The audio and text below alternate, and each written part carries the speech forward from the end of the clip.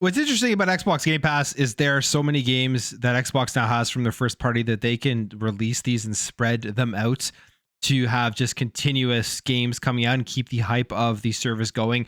We've actually talked about this over the last couple of days, and we have some more information here that is like perfect timing. And I think this was a very smart move that Xbox is doing with a game like Avowed. And I hope to see them continue to do this when they have a bunch of games ready to go, but you don't want to release them all at the same time. Give these developers extra time to just make sure this thing is top tier, pristine, 100% ready to go when it does release.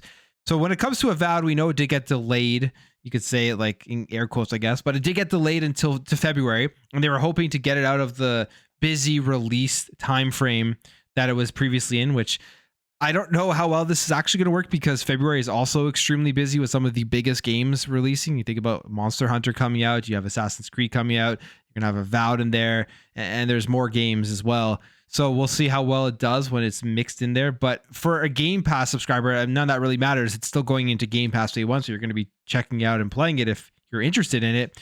They delayed this not because it wasn't ready, but it was just due to the fact that they just gave them more time because of everything that was happening within the gaming industry. We have this here from Phil Spencer as well. He gave us a lot of information yesterday, and some interesting stuff that came out of it. Other stuff that was stuff we already knew that people are pretending like was brand new information, but I guess that's for a different time. But he says here that with Microsoft having a relatively large first-party lineup for late 2024, it said at the time that it wanted to give players' backlogs some breathing room. And Spencer discussed the delay in further detail in a new interview with GameFile, saying, "We can afford it when we have the Diablo expansion, then Black Ops, then Indie and the Great Circle. We didn't move it because Obsidian needed the time. They'll use the time." And he also adds here that Matt Booty and we planned it out. We talked with Game Pass team. We said, okay, let's make sure we pace this out.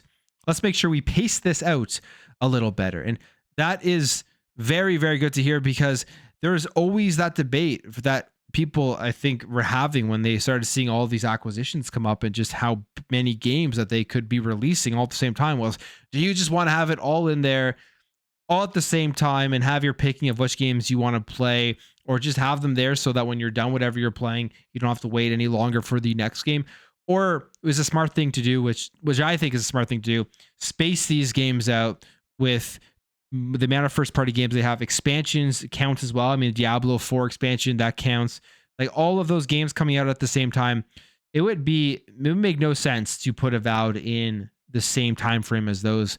People wouldn't have time to play. That's just the reality of it. Even if they wanted to play it, they probably would be playing it many months down the road after they've continued and finished whatever they were currently going on with. So Avowed, if you're wondering if there's any issues with this game, if there's anything that should be worried about because of the development, it sounds like it's not that at all. It's just basically they looked at the release schedule and they said, we're going to move this to a time where we don't have so many of our other games launching. Now, again, there's a lot of third-party games coming out in February, so we will see how it does, but it's a Game Pass, and this is where the appeal is going to be for a lot of people checking this thing out in Xbox Game Pass as a major big first-party release. And when you think about 2025 with just how stacked it is going to be, I mean, again, Avowed is February 18th, but then South of Midnight, which we've already seen now more information about. We had a 30-minute documentary.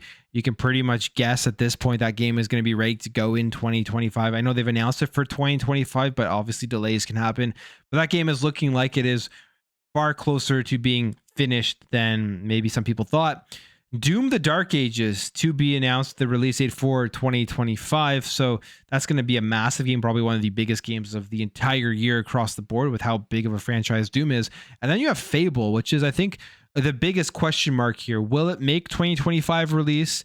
And if it does, that one will probably be the end of the year big blockbuster hit that they do put out. So that's right now 4 massive games from their first parties that we know. And that's not even including something like next year's Call of Duty. If they are able to hit all 4 of those in 2025, they're good games, they're high quality, and for the critics out there and for the people who care so much about the meta scores and review scores, they get all good reviews. Then you also have the Call of Duty coming out and whatever else that we haven't heard about yet, because I'm sure there will be more games from third parties that drop into Game Pass, but as well as maybe some more first party stuff, DLC from games that are already out that will get announced at the Xbox Showcase. They can hit on all that. 2025 is shaping up to be a phenomenal year, coming off of the back of an incredible 2024, one of the better years that Xbox has had. You even just take a look at this, all of the stuff that they have put out.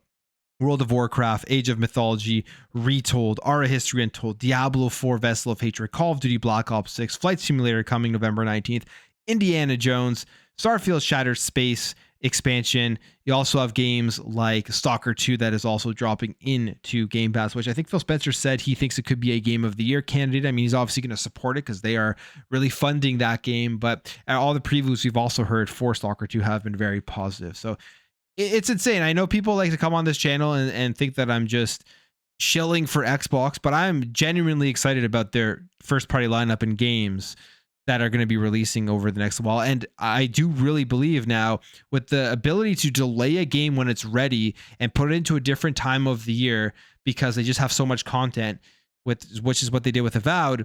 They are truly getting to that point where 4, 5, maybe 6 games every single year from their first parties that will be launching to the Xbox ecosystem, to the Xbox platform, and day one on Xbox Game Pass. But on the video there, if you did enjoy this video, hit that thumbs up. If you're new here, hit that subscribe, and I'll catch you guys in the next video.